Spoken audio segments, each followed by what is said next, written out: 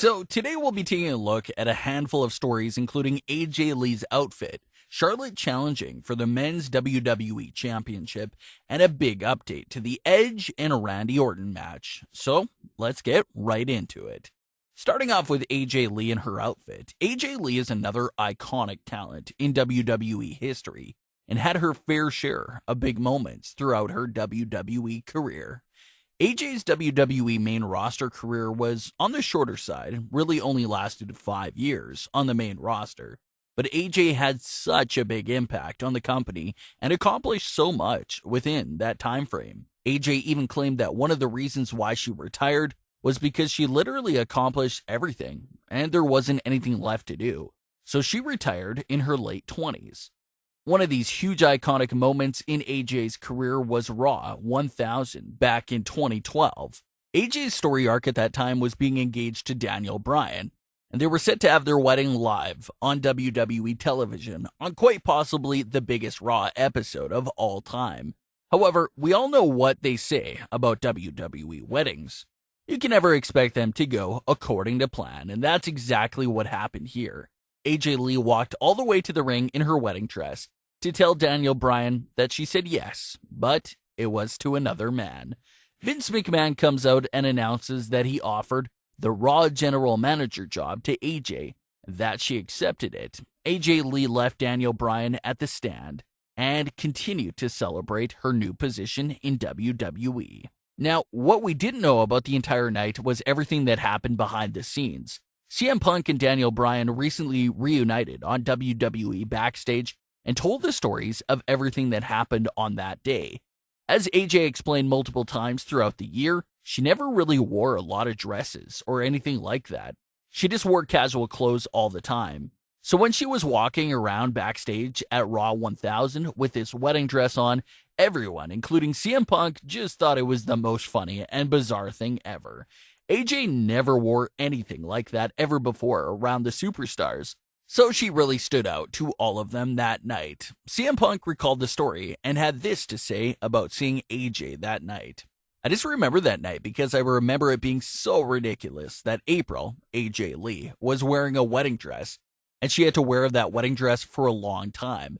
The way they rib people with rehearsals and everything like that, who she was at the time, wearing that ridiculous wedding gown was just so amazing. So I grabbed her in the hallway and I took a great picture with her because I thought it was just so juxtaposed to who she is and her personality is. And I just remember thinking that it was just so silly. How weird is that the whole thing blossomed into me and her getting married? I have nothing but great memories from that time, working with Bryan and working with April. So CM Punk likely still has this picture from Raw 1000 of him and AJ. As Punk explained, he was just in disbelief and had to take a picture with her because she never wore anything like that before. It just goes against her entire personality and who she was as a person. April Mendez, the woman behind the character of AJ Lee, was never a fan of wearing any fancy dresses like that. AJ was more of a jeans and Converse sort of person. Even when she was wearing the dress at Raw 1000, AJ didn't wear traditional wedding shoes. You can notice she still has on her Converse, even with a wedding dress.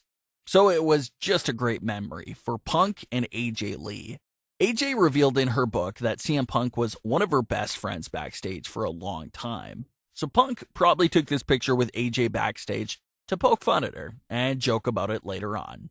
Like Punk said, little did AJ and Punk know at the time that they would be getting married to each other just a handful of years later. So a really cool backstage story that we never knew about until now. We don't really hear much from CM Punk and AJ Lee nowadays, so it's always great to see a headline and story consisting of them both. This is a great time to remind you to subscribe to the channel if you haven't already, and you enjoy what you see. A large amount of our viewers aren't subscribed, so take a second to hit that subscribe button if you enjoy the content. Could Charlotte Flair be coming for the men's WWE Championship next? Charlotte is no doubt one of the biggest WWE superstars on the roster. There was even a point recently where she was working all 3 shows of Raw, NXT, and SmackDown. Charlotte was really putting in a lot of work. So is she coming for the WWE World title? Charlotte recently lost the NXT Women's title at TakeOver, and it leaves us with one major question. What was the purpose of Charlotte's title reign? When she won the NXT title at WrestleMania, we discussed the positives and said that someone from the NXT Women's roster will have a great chance to establish themselves by pinning and defeating Charlotte Flair for the women's title. What a great win that would have been for that NXT superstar.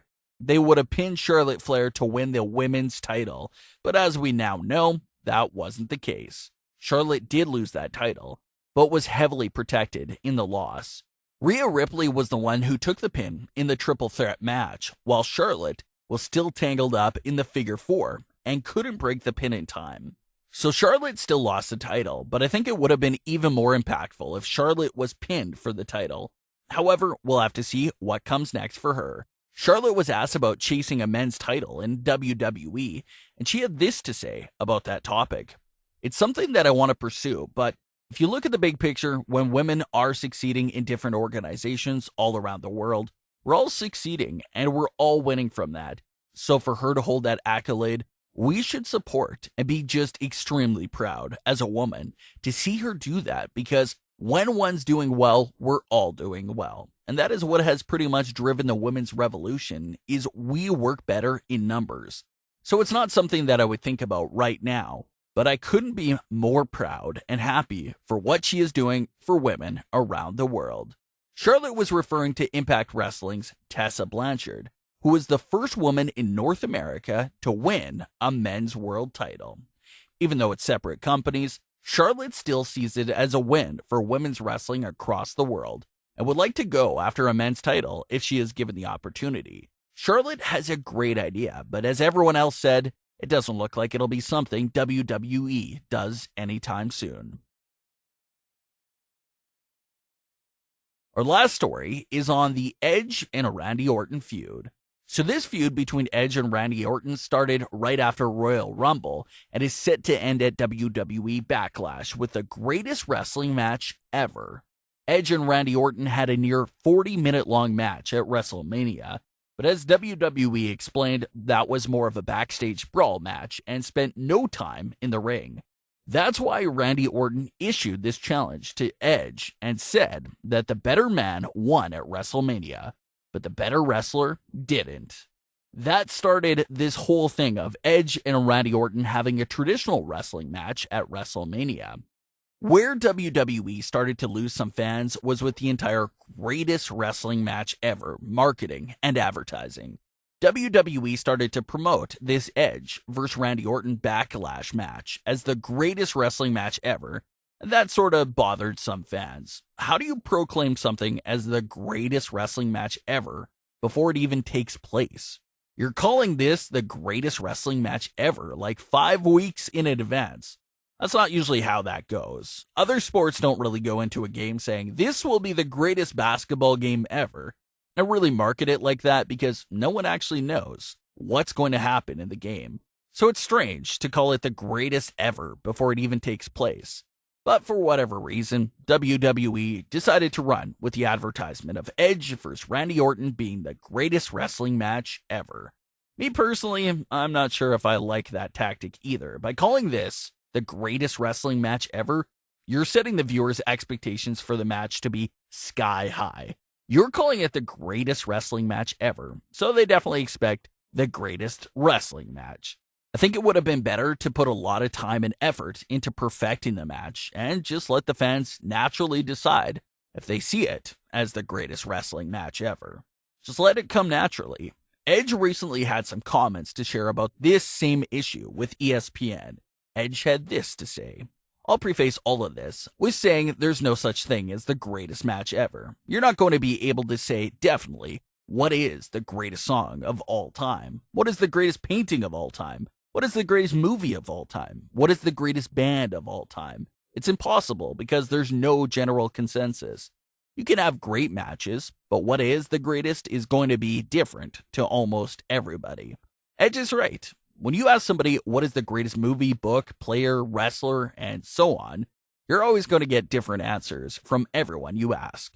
However, it does look like WWE is going all out to perfect this match and make it live up to the expectations they set by calling this the greatest wrestling match ever. Edge vs. Randy Orton was taped several days in advance so that it could be heavily edited and truly turn out picture perfect. Reports are also claiming that Edge vs. Randy Orton at Backlash will be another lengthy match, possibly matching their WrestleMania match in length, and it's even possible that it'll be longer than their WrestleMania match as well.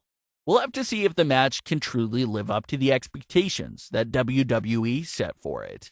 What are your thoughts on CM Punk's story about AJ Lee's outfit, Charlotte chasing a men's title, and Edge's comments about Backlash? Leave your comments, don't forget to subscribe with all notifications on, and leave a like if you enjoyed. Thanks for watching, guys.